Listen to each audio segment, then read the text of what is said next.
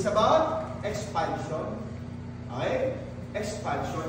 Class, capital budgeting, number 1, you replace your old equipment.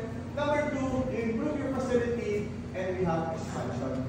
Yan ang ibig sabihin, class, na capital budgeting. Okay. Class, what would be your assumptions? Or what are the criteria?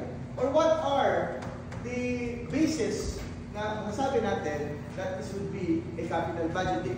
Number 1, it involves now a long-term commitment.